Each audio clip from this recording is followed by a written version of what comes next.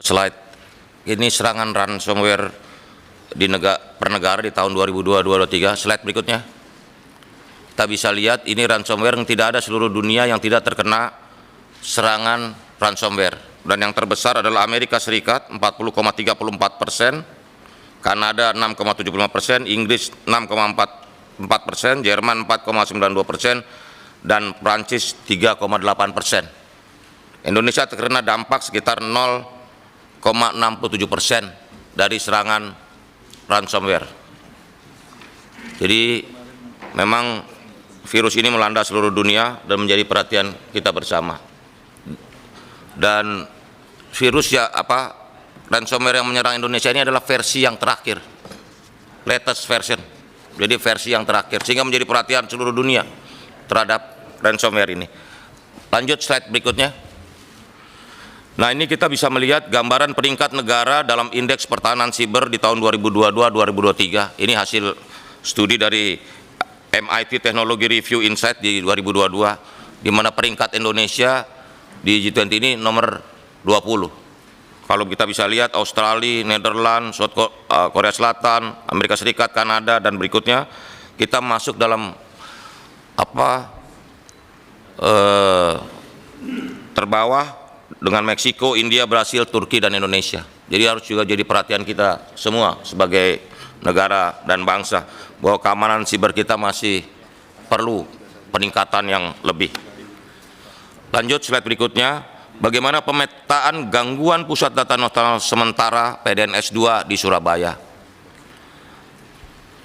Ekosistem pusat data nasional sementara bisa kita lihat ada 3, yang PDNS1 di Serpong, PDNS2 di Surabaya, dan call site di Batam. Yang PDNS yang pertama di Serpong itu miliknya PT Lintas Arta. Sedangkan PDNS 2 di Surabaya dan call site di Batam itu milik PT Telkom. Ransomware adalah jenis perangkat lunak perusak yang mencegah pengguna untuk mengakses sistem baik dengan mengunci layar sistem maupun mengunci file pengguna hingga uang tebusan dibayarkan. Betul bahwa para peretas ini meminta tebusan 8 juta US dollar. Jadi identifikasi gangguan. Yang pertama, terjadi gangguan pada PDNS2 di Surabaya berupa serangan siber dalam bentuk ransomware bernama Brandkeeper Ransomware. Pasca penemuan ransomware ditemukan upaya penonaktifan fitur keamanan Windows Defender mulai 17 Juni 2024 pukul sekitar 23.15 waktu Indonesia Barat yang memungkinkan aktivitas malicious berbahaya beroperasi. Aktivitas malicious mulai terjadi pada 20 Juni 2024 pukul 00.54 waktu Indonesia Barat, diantaranya melalui instalasi file malicious, penghapusan file sistem penting, dan penonaktifan layanan berjalan. Pada 20 Juni 2024 pukul 00.55 waktu Indonesia Barat diketahui Windows Defender mengalami crash dan tidak bisa beroperasi.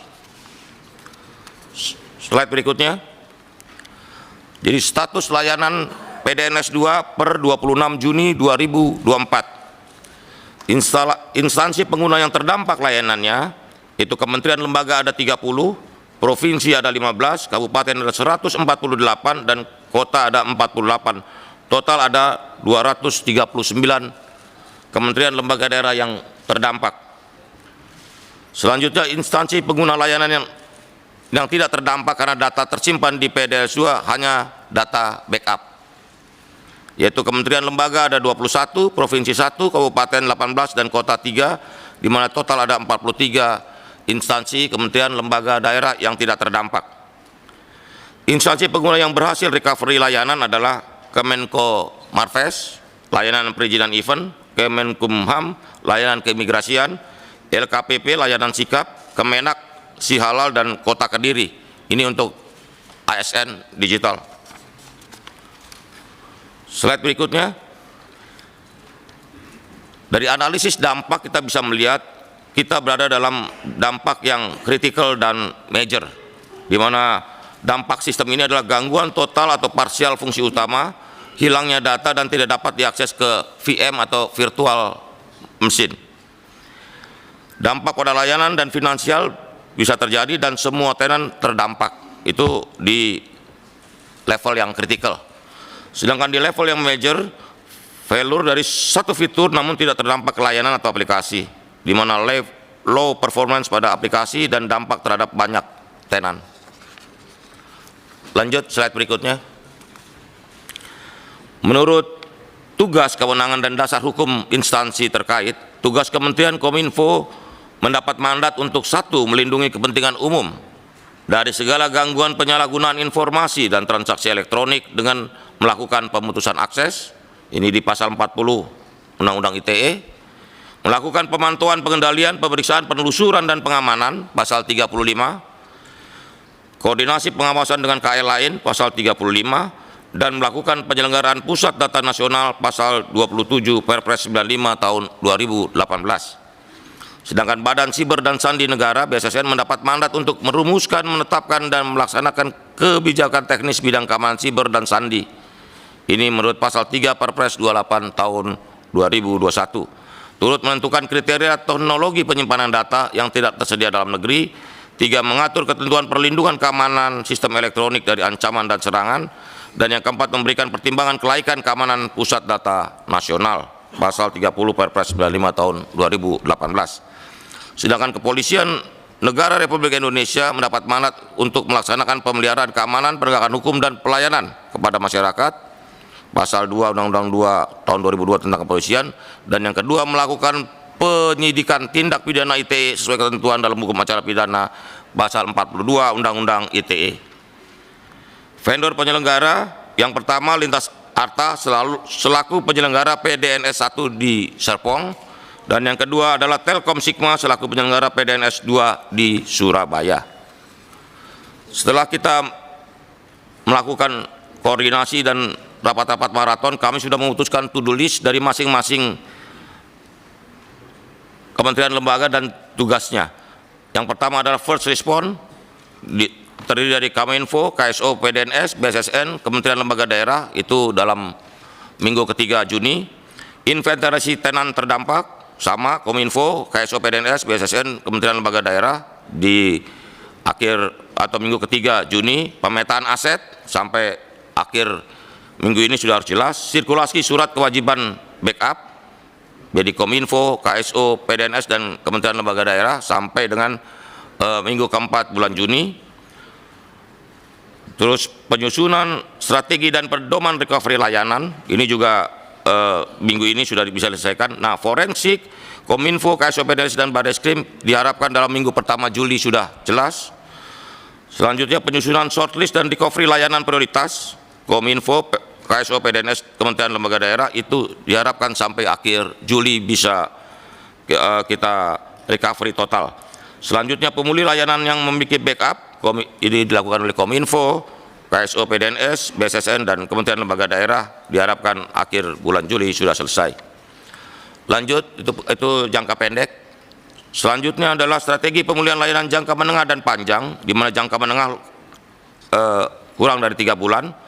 3 bulan sejak insiden, jadi full recovery layanan PDNS 2 KSO termasuk tindak lanjut rekomendasi hasil forensik diharapkan pertengahan Agustus 2024 sudah bisa dituntaskan. Redeploy layanan tenan itu minggu ketiga Agustus 2024, melakukan perbaikan SOP minggu kedua Agustus 2024, dan evaluasi tata kelola PDNS minggu kedua Agustus 2024. Ini melibatkan seluruh stakeholder yang ada.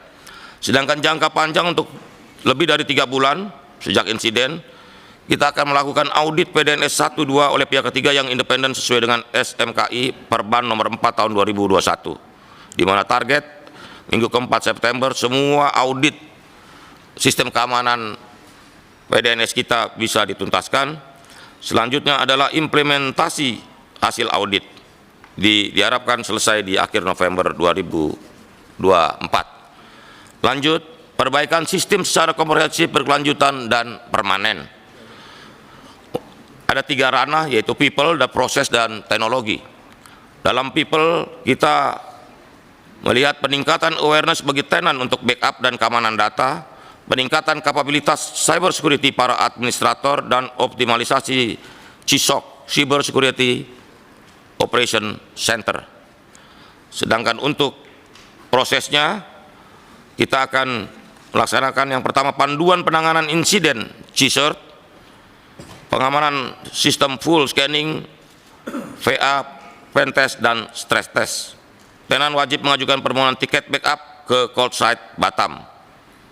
Yang berikutnya pemetaan layanan kritikal. Jadi mana layanan yang betul-betul kritikal dan bisa mengganggu pelayanan publik.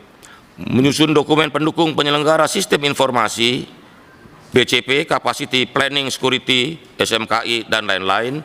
Improvement Monitoring Log and Activity. Selanjutnya deep analysis terhadap data ancaman serangan siber dan termasuk juga early warning system. Sementara di aspek teknologi memiliki zona DC temporary sebagai DRC atau Disaster Recovery Center untuk high availability, memiliki environment production DRC, call site backup data, melengkapi endpoint security solution, antivirus, IDR, ini istilah teknis semua, OS, hardening, disable, dan sebagainya, melengkapi network security solution, ini sandbox-nya, NGW, FW, IDS, IPS, data loss prevention, dan sebagainya, serta mengatur end user level security, virtualization disable, macros in office file, cyber security awareness training, dan sebagainya. Yang terakhir, kesimpulan dan langkah tindak lanjut, bahwa dalam jangka pendek, yang pertama melakukan forensik dan assessment dengan terus berupaya melakukan decrypt dan penguatan atau hardening di seluruh ekosistem, paling tidak di Surabaya, Serpong, dan Batam. Yang kedua, mengeluarkan keputusan Menteri Kominfo untuk mewajibkan kementerian lembaga daerah memiliki backup data.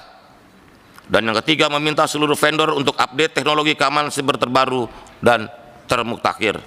Sedangkan dalam jangka menengah, setelah hasil forensik dan assessment dirilis, maka bisa dilakukan penyusunan arsitektur ekosistem PDN yang memiliki tingkat keamanan siber berkelanjutan dan permanen. Kesimpulan akhir, pemerintah sedang menyusun dan melakukan langkah-langkah strategis yang cepat, komprehensif, dan terpadu di level nasional untuk melakukan pemulihan dan perbaikan sistem secara menyeluruh, lintas kementerian dan lembaga serta daerah. Demikian dari saya, kurang lebihnya mohon maaf. Terima kasih.